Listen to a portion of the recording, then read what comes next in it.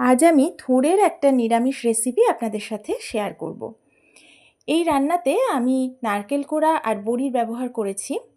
এটা কিন্তু থোড়ের ঘন্ট, একটু অন্যভাবে বানিয়েছি। পুরো রান্নাটা দেখলে তবে আপনারা বুঝতে পারবেন কেন এই রান্নাটা ভীষণ সুস্বাদু।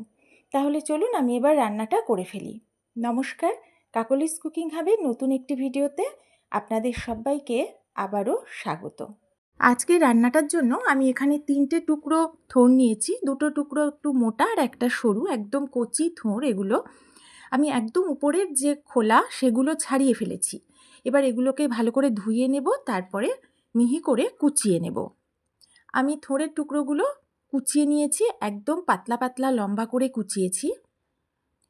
এখন আমি এর মধ্যে দিয়ে দেব 1 চামচ মতো লবণ, তার বেশি দেব না। এবার লবণটা দিয়ে দিয়েছি, এখন হাত দিয়ে লবণটা থোড়ের গায়ে ভালো করে মাখিয়ে নিলাম। এবার এটাকে ঢাকা দিয়ে আমি আধ ঘন্টা মতো রেখে দেব। থোড়টাকে লবণ মাখিয়ে আমি প্রায় আধ ঘন্টা রেখে দিয়েছিলাম। আমার হাতে অনেকটাই সময় ছিল, তাই একটু বেশি সময়ই রেখেছিলাম।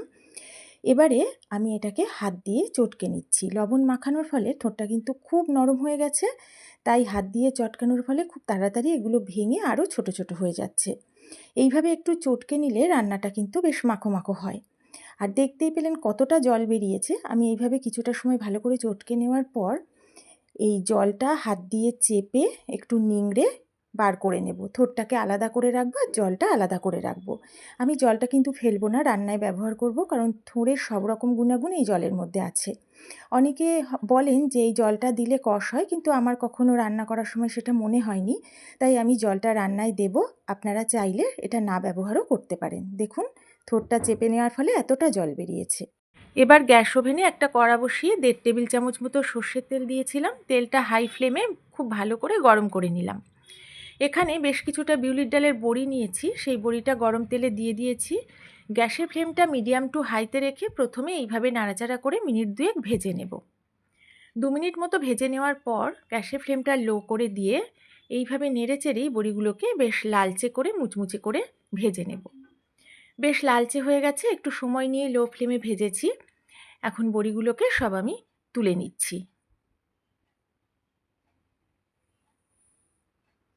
বড়ি ভেজে তুলে নেওয়ার পর ওই কড়াতেই আমি আবার দিয়ে দিচ্ছি 1.5 থেকে 2 টেবিল চামচ সর্ষের তেল। তেলটা খুব ভালো করে গরম করে নিলাম। এখন এতে ফোড়নে দিচ্ছি একটা তেজপাতা, মাঝখান থেকে ছিঁড়ে দিয়ে দিলাম। এবারে দেব হাফ চামচ কালো জিরে, আর এখন দেব একটা শুকনো লঙ্কা, মাঝখান থেকে ছিঁড়ে দিচ্ছি। এখানে আপনারা 2টো শুকনো লঙ্কাও দিতে পারেন। গ্যাসের ফ্লেমটা একদম লোতে রেখে এইভাবে প্রথমে একটু নাড়াচাড়া করে নিয়ে তারপরে ঢাকা দিয়ে প্রায় 15 থেকে 20 সেকেন্ড ফোড়নটা ভালো করে ভেজে নেব। 15-20 সেকেন্ড পরে ঢাকাটা তুলে আমি একটু দেখে নিলাম, ফোড়নটা খুব সুন্দর ভাজা হয়েছে, কালারটাও চেঞ্জ হয়েছে আর মিষ্টি একটা গন্ধ বেরোচ্ছে। থোড়টা আমি হাত দিয়ে চেপে জল বার করে আলাদা করে রেখেছিলাম, সেই থোড়টা আমি এখন গরম তেলের মধ্যে দিয়ে দিলাম। গ্যাসের ফ্লেমটা এখন লোতেই আছে। এইভাবেই আমি উল্টে পাল্টে একটু নাড়াচাড়া করে তেলের সাথে থোড়টাকে প্রথমে মিশিয়ে নেব। এটা ভালোভাবে মিশে যাওয়ার পর আবারও আমি এইভাবেই নাড়াচাড়া করতে করতে আমি এখন কিছুটা সময় থোড় ভেজে নেব। আমি কিন্তু এখন লবণ দিচ্ছি না, তার কারণ থোড়টা আমি লবণ দিয়ে অনেকটা সময় মাখিয়ে রেখেছিলাম, তাই প্রয়োজন হলে লবণটা আমি পরে চেক করে অ্যাড করব। এখন এইভাবে আমি নাড়াচাড়া করেই ভাজবো, ঢাকা দেব না। ভাজতে ভাজতে থোড়টা যাতে বেশ একটু মজে আসে আর অনেকটা কমে যায়, একটু ভাজা ভাজা হয়ে যায়, সেই সময় পর্যন্ত আমি এইভাবে নাড়াচাড়া করেই ভেজে নেব। এবার আমি একটা মশলা রেডি করব। আমি একটা বাটি নিয়েছি, এর মধ্যে প্রথমে নিয়ে নিচ্ছি 1 চামচ জিরে বাটা। এবারে আমি নেব 1 চামচ পরিমাণ আদা বাটা। আদা বাটাটা আমি একটু বেশি জল দিয়ে বেটে ফেলেছি, তাই 1.5 চামচ পরিমাণ নিয়ে নিলাম। এবারে দিচ্ছি এর মধ্যে হাফ চামচ কাঁচা লঙ্কা বাটা। কাঁচা লঙ্কা বাটাটা আপনারা আপনাদের স্বাদ অনুযায়ী দেবেন। এখন এই সমস্ত মশলা আমি ভালো করে একটু মিশিয়ে নিলাম। এবারে আমি এর মধ্যে দিয়ে দিচ্ছি কালারের জন্য হাফ চামচ হলুদ গুঁড়ো। এবার হলুদ গুঁড়োটাও বাকি মশলার সাথে আমি ভালো করে মিশিয়ে নিচ্ছি। মশলাটা ভালো করে মিশিয়ে আমি রেডি করে রাখলাম। বেশ কিছুটা সময় থোড়টা ভেজে নিয়েছি, দেখে বুঝতে পারছেন অনেকটা কমে গেছে, বেশ একটু ভাজা ভাজা হয়েছে, বেশ মজেও গেছে। এখন আমি এই তেজপাতার টুকরো দুটো তুলে ফেলে দিচ্ছি, কারণ এগুলো থাকার ফলে একটু অসুবিধা হচ্ছে নাড়তে, আর তেজপাতার গন্ধটা কিন্তু রান্নাতে ঢুকেই গেছে। তাই এগুলোর আর প্রয়োজনও নেই। তবে আপনারা চাইলে রেখে দিতে পারেন, ফেলতে হবে এমন নয়। এবারে থোড়টাকে আমি চারপাশে সরিয়ে মাঝখানে একটু জায়গা করে নিলাম। আমি যে মশলাটা এক্ষুনি রেডি করে নিলাম সেই মশলাটা মাঝখানে দিয়ে দিচ্ছি। গ্যাসের ফ্লেমটা আমি এখন লোতেই রেখে দিয়েছি। আমি মশলাটাকে প্রথমে একটু নাড়াচাড়া করে মিনিটখানেক মতো লো ফ্লেমে ভেজে নিচ্ছি। মিনিটখানেক এইভাবে ভেজে নেওয়ার পর থোড়ের সাথে মশলাটা ভালো করে মিশিয়ে নেব।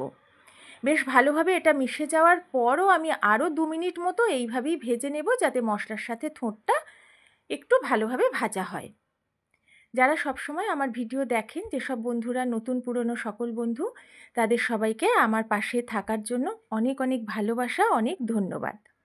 মিনিট 2 ভেজে নেওয়ার পর বাটিটা ধুয়ে খুব সামান্য একটু জল দিয়ে দিলাম। এবার জলের সাথে আবারও সব কিছু নাড়িয়ে একটু মিশিয়ে নিচ্ছি। এইভাবে একটু নেড়েচেড়ে নেওয়ার পর এখন গ্যাসের ফ্লেমটা লোতে রেখে ঢাকা দিয়ে আবারও থোড় আর মশলাটা বেশ ভালো করে ভেজে নেব, যাতে মশলার থেকে কাঁচা গন্ধটা একদম চলে যায়। মিনিট 2 পরে ঢাকাটা তুলে নিয়ে আমি একটু নেড়ে নিচ্ছি। মশলার সাথে থোড়টা কিন্তু বেশ সুন্দরভাবে ভাজা হয়ে গেছে। এখন আমি থোড় সেদ্ধ যে জলটা রেখেছিলাম সেটা এর মধ্যে অর্ধেকটা দিয়ে দিলাম। পুরোটা দিলাম না, কারণ থোড় প্রায় সেদ্ধ হয়েই গেছে। এটা আপনারা প্রয়োজন বুঝে দেবেন। আর লবণ কিন্তু আমি এখনও দেইনি, কারণ এই থোড় সেদ্ধ জলের মধ্যেও কিন্তু অনেকটাই লবণ রয়েছে। জলটা দেওয়ার পর আমি ভালো করে এটাকে নাড়িয়ে চাড়িয়ে মিশিয়ে নিলাম। এবারে আমি এর মধ্যে দিয়ে দেব 2টো চেরা কাঁচা লঙ্কা। এখানে কাঁচা লঙ্কাটা আপনারা আপনাদের স্বাদ মতো দেবেন। তারপর লো ফ্লেমে ঢাকা দিয়ে আমি আবারও 2 থেকে 3 মিনিট রান্না করে নিয়েছি। যতক্ষণ না থোড়টা সেদ্ধ হয় ততক্ষণ কিন্তু রান্নাটা করতে হবে। এবার আমি একটু দেখে নিচ্ছি, থোড়টা কিন্তু বেশ নরম হয়ে গেছে, একদম ভালোভাবেই সেদ্ধ হয়ে গেছে। এখন আমি এর মধ্যে দিয়ে দিচ্ছি এই বাটিটার হাফ বাটি মতো ফ্রেশ নারকেল কোড়া। এখানে যতটা পরিমাণ আপনারা থোড় নেবেন সেই বুঝে নারকেল কোড়াটা নেবেন।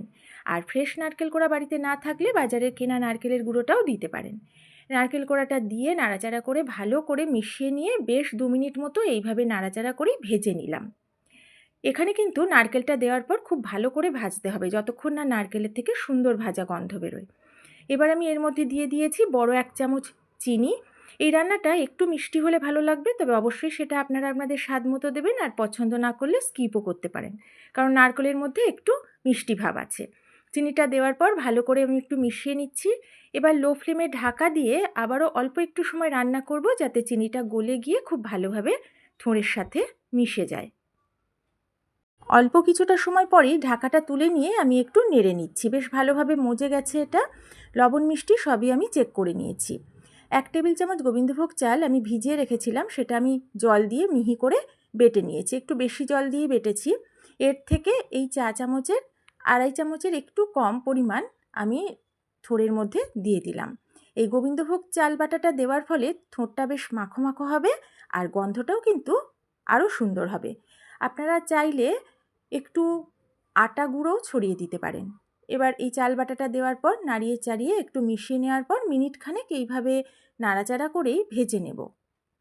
যারা এতক্ষণ আমার সাথে থেকে ভিডিওটা দেখছেন, পুরোটা দেখার পর যদি ভালো লাগে পারলে একটা লাইক করবেন, একটু শেয়ার করবেন। নতুন বন্ধুরা আমার ভিডিও ভালো লাগলে পাশে থাকবেন। আমি ভালো করে মিশিয়ে নেওয়ার পর এখন এই ছোটো চামচের 1/4 চামচ দিয়ে দিলাম গরম মশলার গুঁড়ো, আর দিচ্ছি এই 1 চা চামচ ঘি। ঘি গরম মশলাটা অবশ্যই আপনারা পরিমাণ বুঝে দেবেন, তবে গরম মশলার পরিমাণটা কিন্তু খুব বেশি দেবেন না। এবারে ভালোভাবে নাড়িয়ে আমি ঘি আর গরম মশলাটা মিশিয়ে নিলাম। রান্নাটা কিন্তু আমার একদম কমপ্লিট। এবারে আমি যে বড়িটা ভেজে রেখেছিলাম সেই ভাজা বড়িটা আমি হাত দিয়ে একটু চেপে চেপে গুঁড়ো করে নিচ্ছি। সম্পূর্ণ বড়িটা এইভাবে গুঁড়ো করে নেওয়ার পর এর থেকে কিছুটা আমি দিয়ে দিচ্ছি, কারণ পুরোটা দিলে একটু বেশি হয়ে যাবে। আর এই বড়ি ভাজার গুঁড়োটা কিন্তু একদম শেষে দেবেন, তাহলে এটা কিন্তু একটু মুচমুচে থাকবে। এটা দেওয়ার পর আলতোভাবে কয়েক সেকেন্ড নাড়িয়ে আমি মিশিয়ে নিচ্ছি। এটা মেশানো হয়ে গেছে। এখন আমি গ্যাসের ফ্লেমটা অফ করে দেব, তারপরে ঢাকা দিয়ে 1 মিনিট রেখে দেব। নারকেল কোড়া আর বড়ি দিয়ে বানানো থোড়ের ঘন্ট একদম রেডি হয়ে গেছে খাওয়ার জন্য। এটা রুটি পরোটার সাথে তো ভীষণ ভালো লাগবে। এছাড়া নিরামিষ দিনে গরম গরম ভাতের সাথেও কিন্তু এই পদটা খেতে পারেন, দুর্দান্ত লাগবে। যদি থোড়ের এই রেসিপিটা আপনাদের ভালো লাগে, অবশ্যই একবার বাড়িতে এইভাবে থোড় বানিয়ে খাবেন আর আমাকে কমেন্ট করে জানাবেন যে কেমন লেগেছে। তাহলে আজ এই পর্যন্তই। নতুন রেসিপি নিয়ে আবার চলে আসব। সবাই ভালো থাকবেন, সুস্থ থাকবেন।